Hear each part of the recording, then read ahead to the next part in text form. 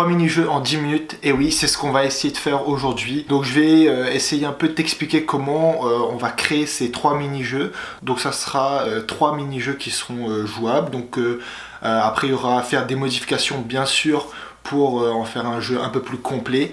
Mais voilà, ça sera donc 3 mini-jeux qui seront totalement fonctionnels. Donc je fais ces 3 mini-jeux pour un peu t'aider à commencer à débuter sur la création d'un jeu vidéo, parce que je sais que c'est difficile et le but c'est de commencer par quelque chose de facile, des mini-jeux, et c'est justement ce qu'on va faire. Donc tu auras juste à suivre les étapes que je vais faire, que je vais te montrer, et bien sûr essayer de comprendre comment ça marche, puisque au futur c'est toi qui devras essayer de faire tes jeux tout seul, et non plus suivre des exemples, mais essayer de créer vraiment ce qu'on a dans notre tête. Parce que je sais à chaque fois, les questions qu'on se pose, c'est on a toujours envie de créer un jeu vidéo, mais parfois on n'y arrive pas, on trouve ça trop compliqué et du coup on abandonne. Ou bien encore on veut créer des gros jeux comme par exemple GTA ou des gros MMORPG comme World of Warcraft, mais ça c'est pas maintenant. Il faut arrêter de se dire, de se mettre ça dans la tête. Il faut commencer par des trucs simples, et ça c'est le problème que tout le monde a. Commencer par des jeux simples, ça c'est des conneries de commencer par des jeux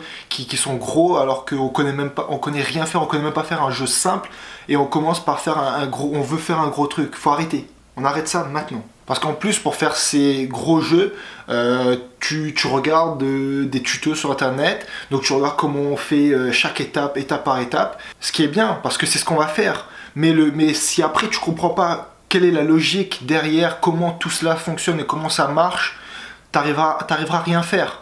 Du coup, c'est ça ce qu'il faut comprendre là, c'est comment on va faire et essayer d'intégrer ces systèmes dans ta tête pour après pouvoir les reproduire tout seul. Donc ici c'est vraiment notre but, c'est vraiment de comprendre comment on va faire ces 3 jeux. Donc ça va être 3 jeux simples et je te montre ça maintenant. C'est parti.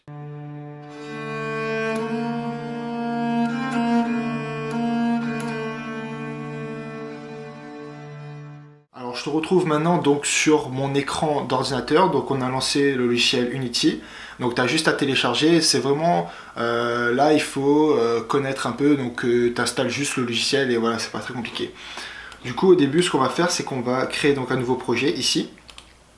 Voilà, donc on va le nommer par exemple mini-jeu 1. Voilà. Donc pour le moment on va faire un jeu en 3D. Voilà, là on arrive sur l'interface d'Unity. Donc du coup, qu'est-ce qu'on va créer? En fait, on va créer un personnage qui sera capable de récupérer donc des pièces ou peu importe en fait, qui sera capable de récupérer des objets. Alors pour commencer, on va aller tout en haut dans Asset, on va aller dans Import Package et on va importer les personnages, donc les caractères. Voilà, donc il y aura cette fenêtre qui va apparaître, on va cliquer sur Import. Donc voilà, on a importé nos personnages donc, qui sont dans ce dossier-là. Donc pour le moment, donc ici on a notre scène. On va créer donc, un objet 3D qui sera donc un plane. Donc voilà, c'est un plan où on peut déplacer quelque chose dessus. Du coup maintenant on va importer notre première personne. Donc ça va être un personnage en 3D. Ce qui est bien, c'est qu'on n'aura pas à le coder puisque c'est déjà fait par Unity. Donc on va dans les standards assets, on va dans les caractères, on va dans First Person Controller, dans les préfabs, et on prend donc le FPS Controller et on le glisse donc sur la scène. Voilà, on peut voir que ici on a un personnage donc, qui est représenté par cette petite capsule. Donc maintenant on va créer notre pièce. Donc on va prendre comme une pièce, on va prendre la même chose, donc ça va être une capsule. Donc on va dans 3D Object, une capsule, voilà, donc c'est ça. Et on va rajouter une couleur, parce que là du blanc sur du blanc on voit pas très bien. Donc on va ici dans les projets, on clique droit, on va dans créer matériel, donc on renomme ce matériel comme on veut. Moi je vais le nommer rouge. Ensuite on va ici pour changer sa couleur, donc on met rouge, voilà. Et on prend donc ce matériel et on le met sur notre capsule, donc comme ça on la reconnaît bien sur quoi on va sauter. Donc qu'est-ce qu'on va faire maintenant? Donc on va rajouter un script qui va dire que lorsque cette capsule sera touchée, eh ben, elle sera détruite. Donc en gros on aura récupéré cet objet quand nous on passera dessus. Alors on va ici dans Add Component, donc on clique sur la capsule bien sûr. Donc on va mettre comme nom de script, on va mettre, je sais pas, prendre pièce, peu importe en fait le nom qu'on lui donne. Voilà, donc on crée un nouveau script. Donc là ça va nous créer un C# script et on va faire ici créer et ajouter. Voilà, donc on va double-cliquer là-dessus, on va l'ouvrir. Donc voilà, peut-être que vous aurez un autre logiciel d'éditeur de code, mais moi j'ai celui-là, Visual Studio. Alors donc qu'est-ce qu'on va faire? Donc on va dire que donc lorsque nous on va rentrer en collision avec cet objet, et bien alors on va détruire cet objet. Donc qu'est-ce qu'on va faire? Donc dans la void update, donc qui est la méthode pour mettre à jour tout le temps, donc toutes les secondes elle va mettre à jour le code qu'il y a à l'intérieur. Celle-là on va la changer, on va la changer en on trigger enter. En gros, c'est-à-dire quand on va rentrer dans cette capsule, et ben on va activer le code qu'il y a à l'intérieur. Donc ici, entre les parenthèses, on ajoute les conditions qu'il doit y avoir. Donc ça doit être un collider. Donc le collider, c'est ça. Donc c'est la capsule que vous voyez en vert ici. Et on va lui donner un nom. Donc on va appeler call. Et on va dire que donc si, if, donc le collider .gameObject.tag. Donc en gros, si le collider de l'objet qui est touché, donc voilà, donc qui est touché, donc c'est lui qui va toucher, c'est nous, on va être touché, nous on va être touché. Donc s'il a un tag player, du coup on va rajouter ce tag égal player. Mince, je me suis trompé. Hein, j'ai pu faire. Égal, donc on va mettre player, donc ici voilà, player. On va ouvrir les crochets, donc on va ouvrir ça. Et on va dire, donc en gros là, si nous, là en gros ce que ça fait, c'est si on rentre dans l'objet donc qui est la capsule, alors on va jouer ce code. Et on va dire qu'on veut détruire donc cet objet. On va faire donc la méthode destroy. Voilà, on va ouvrir les parenthèses. Et on va mettre donc l'objet qu'on est nous, c'est le GameObject. Voilà. Il faut bien faire attention aux majuscules et aux minuscules, c'est très important en C#. Donc voilà, on sauvegarde. Donc sur notre capsule ici, on a bien notre script qui est ajouté. Maintenant, on va essayer. Il y aura un problème. Donc le problème, c'est que, hop, donc là par exemple, on a notre joueur et tout, on peut déplacer avec les flèches ou les touches ZASD. Du coup, si on saute, vous voyez que ça fait rien. Ça fait rien en fait. C'est parce que ici, on ne peut pas rentrer dans cette capsule. Pourquoi on ne peut pas rentrer dans cette capsule? Parce que isTrigger, il n'est pas activé. isTrigger, en gros, ça veut dire qu'on ne peut pas rentrer dans cette capsule. Et si on l'active, ça veut dire qu'on peut rentrer dans cette capsule. Du coup, là. Mais le problème aussi, c'est que sur notre joueur à nous, donc FPS Controller, son tag, vous voyez qu'il n'y a pas de tag. Du coup, il faut rajouter un tag qui est ici, player. Donc on le rajoute, on va jouer. Et du coup, quand on saute dessus, voilà, vous voyez qu'il a disparu. L'objet a disparu. Donc voilà, c'est très simple. C'est un jeu où, par exemple, vous pouvez continuer et faire récolter plusieurs objets pour passer à un niveau suivant, etc. Ça, c'est une mécanique très simple qui peut s'appliquer à beaucoup de jeux.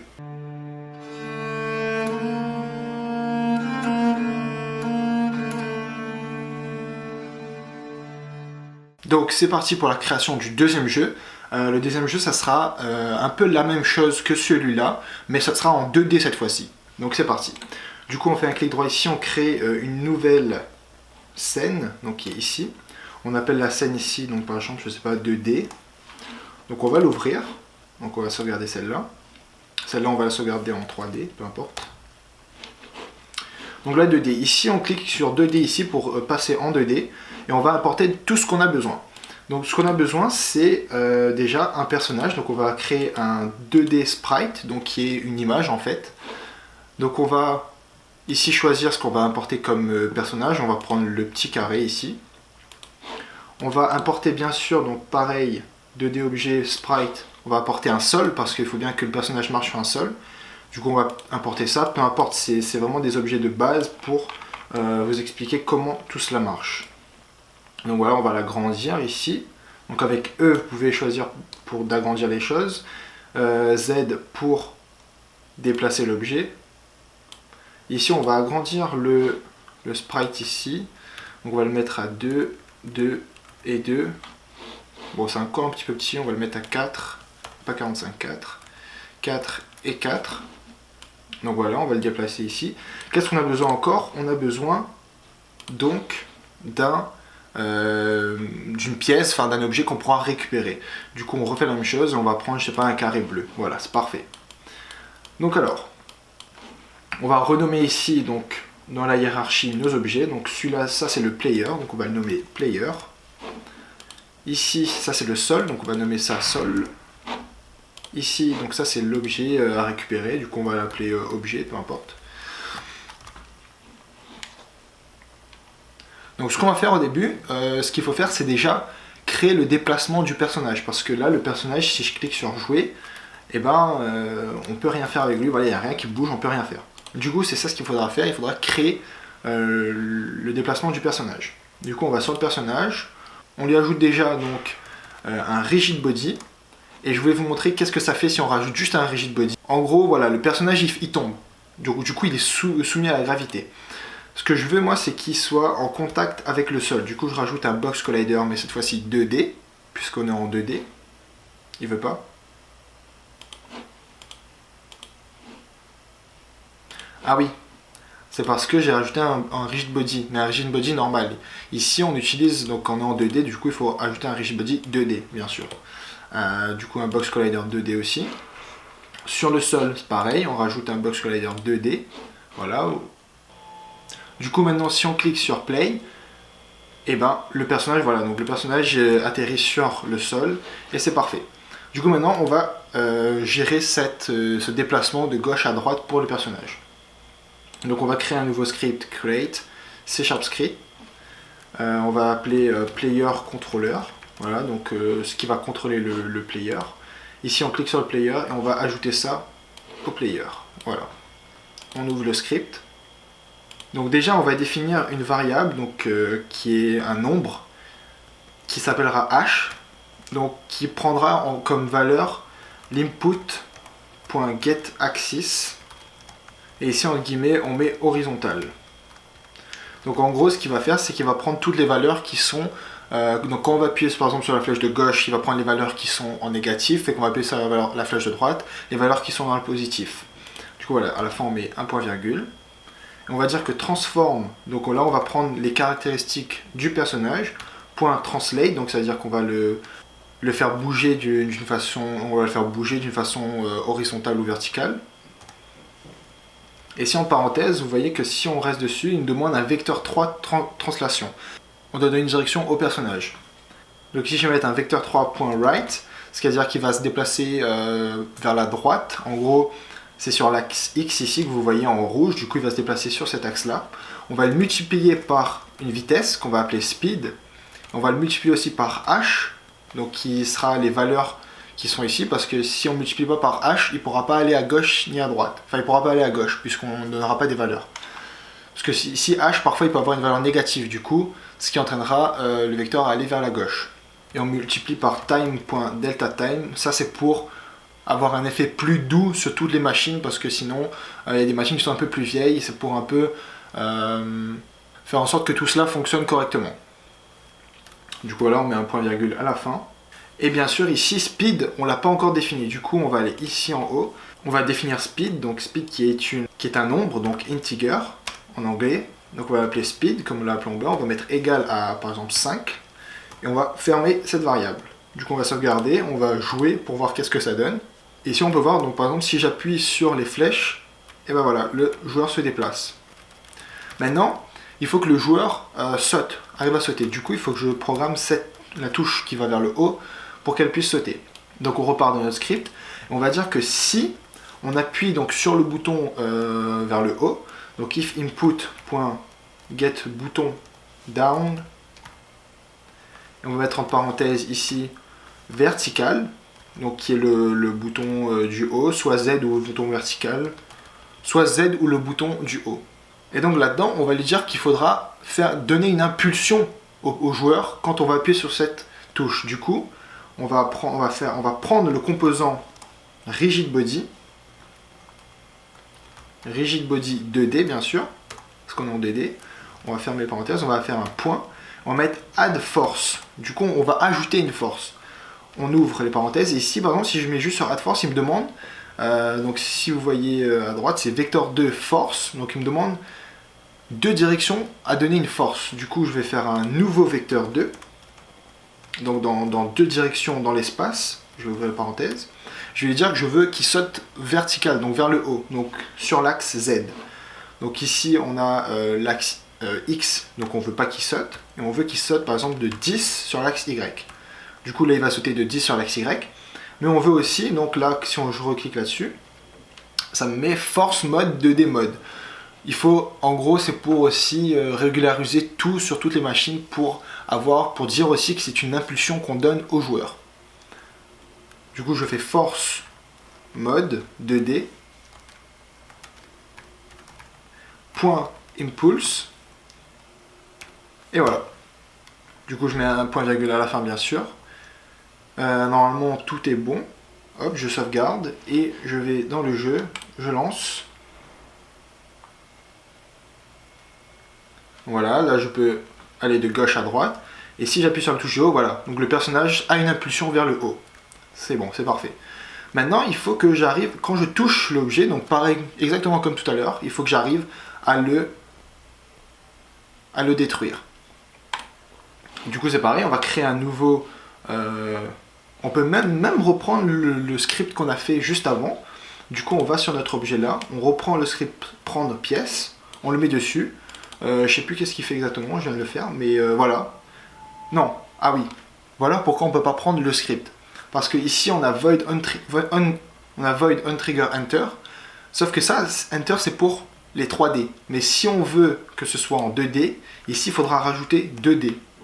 Du coup voilà pourquoi on ne peut pas utiliser ce script là. Du coup c'est pas grave, on va refaire un autre script. Du coup on va l'enlever de celui-là.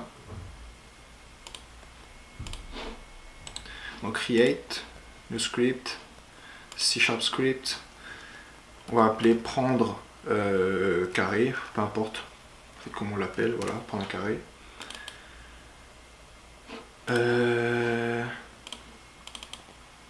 Donc voilà, ici on va recréer donc void on trigger enter, mais cette fois-ci 2D avec une majuscule. Ici on va mettre donc collider 2D aussi, et on va le nommer ça ici call, c'est pareil. Et donc on va faire exactement la même chose que tout à l'heure. Donc si call.gameObject, donc s'il y a un objet qu'il touche et que son tag se nomme player, et ben du coup on va détruire donc cet objet. Voilà, hop. Et normalement, donc là, si on met donc ce script sur notre carré ici, voilà, on nomme notre player, bien sûr ici, avec le tag player, sinon ça va pas marcher, et on lance. Il y aura un problème, je sais pourquoi. Voilà, ça ne marche pas. Pourquoi? Parce qu'on n'a pas rajouté ici de collider à cet objet. Du coup, il faut rajouter un collider. On va mettre un circle collider 2D. On va le mettre en trigger parce qu'il faudra qu'on puisse rentrer dans cet objet. Et si on joue, voilà, il est détruit. Parfait. Bon, et du coup, excuse-moi pour le changement de lumière, puisque là il est 4 heures et le soleil commence déjà à se coucher. Bref. Du coup, on va finir sur le troisième projet, donc qui sera un jeu en 3D où il faudra sauter sur des obstacles. C'est parti.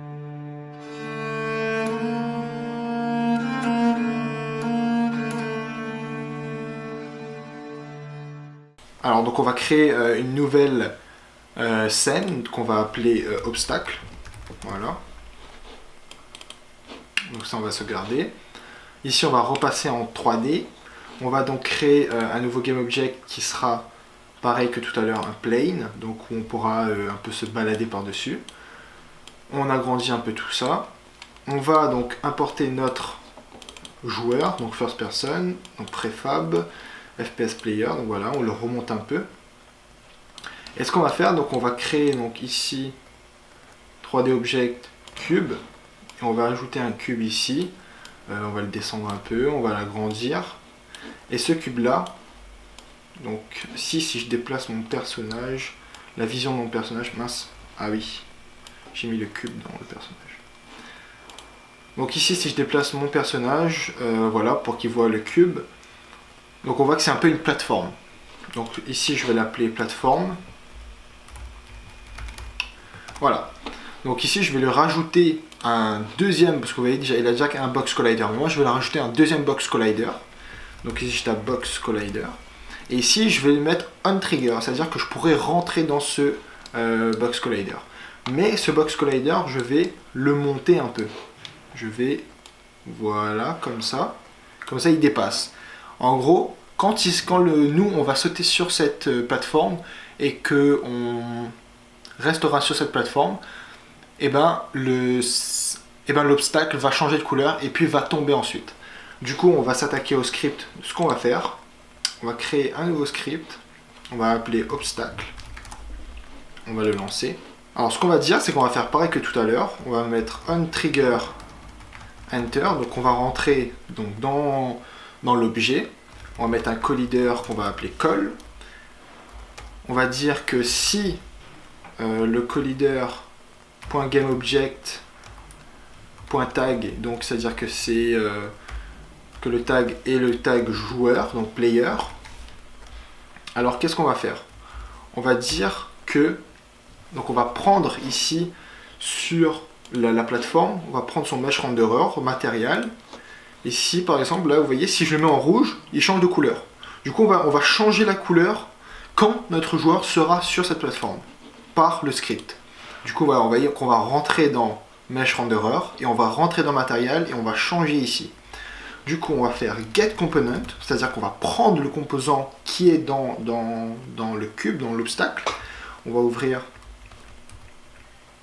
les flèches, on va mettre donc mesh renderer, voilà, ouvrir fermer parenthèse, point, donc matériel, donc exactement ce que je vous ai dit là, matériel, et on va mettre point color, du coup on va changer la couleur, on va mettre égal color, point, par exemple green, voilà, donc en gros ce qu'on fait, c'est qu'on prend le matériel, le mesh renderer, on prend le matériel qui est dedans, on prend sa couleur et on change la couleur qui est en vert, pardon. Du coup, on va lancer le jeu pour voir si tout cela marche. Est-ce qu'on a tagué notre joueur? Non, je crois pas. Du coup, c'est pour ça que ça, voilà, ça peut pas marcher. Player. Maintenant, on lance. Normalement, ça devrait marcher. Hop. Ça ne marche pas. Pourquoi? Parce que tout simplement, notre plateforme, ben, elle n'a pas de script. Elle n'a pas ce script-là, on n'a pas ajouté. Ça, c'est des oublis qui sont bêtes et qui, pourtant, existent. Voilà. Du coup, on réessaye et hop, voilà, ça change de couleur. Maintenant, je veux que cette plateforme tombe quand elle change de couleur. Du coup, quand elle change de couleur, ici, donc je vais faire la même chose, je vais prendre get component et je vais prendre cette fois-ci le rigid body. Pour le rigid body, donc je vais faire la même chose. Et je vais prendre le composant isKinematic et je vais le mettre à false. En fait, isKinematic, du coup, là sur notre plateforme, on va ajouter un composant, on va mettre rigid body, et le isKinematic ici, il sera coché. Là, on va le cocher, comme ça, il n'est pas affecté par la gravité, du coup, il ne va pas tomber. Et quand on va rentrer sur cet objet, et ben, du coup, il va tomber, et du coup, voilà. Par exemple, si je le laisse comme ça, vous voyez qu'il va tomber directement. Voilà. Alors que si je le mets comme ça, là, donc là il ne tombe pas, et si je vais sur l'objet, et ben il tombe. Voilà. Salut! Donc voilà, c'est tout pour aujourd'hui pour cette nouvelle vidéo. J'espère que tu as bien compris le principe de comment ça marche, que j'ai assez bien expliqué. Comme j'ai un peu pris mon temps pour expliquer bien comme il faut pour que tu comprends vraiment bien comment ça marche.